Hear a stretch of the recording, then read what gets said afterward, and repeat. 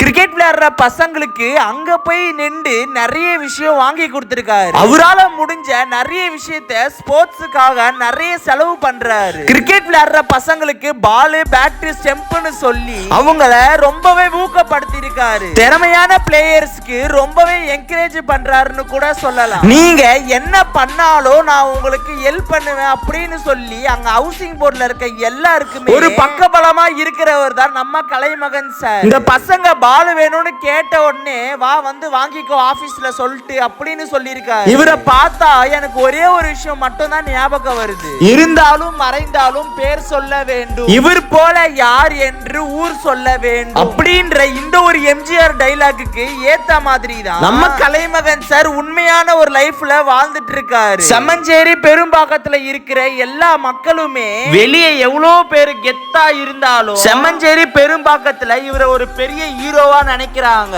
ஏழைகளோட குரலை கேட்க வந்த ஒரு நல்ல மனுஷனும் சொல்லலாம். இவரு அந்த ஒரு ஹவுசிங் போர்ட்ல எல்லாம் நிறைய ஹெல்ப் பண்ணிருக்காரு. இவர் என்ன பண்ணிருக்காருன்னு சொல்லிட்டு உங்களுக்கு தெரியணும்னா நான் ப்ராஜெக்ட் வீடியோ கீழே தர, மறக்காம கிளிக் பண்ணி பாருங்க. இந்த கபடி விளையாடுற பசங்களுக்கு அங்க நின்று நிறைய விஷயம் ஹெல்ப் பண்ணிருக்காரு. விஜய் வந்து கில்லி, பத்ரி, பிகில்னு சொல்லி அவ்வளவு ஹிட் ஸ்போர்ட்ஸ் மூவி கொடுத்திருந்தாலும் அதை பார்த்து வந்த நம்ம கலைமகன் சாரும் அதே ஸ்போர்ட்ஸ்ல ஆர்வத்தை காட்டிட்டு வராரு.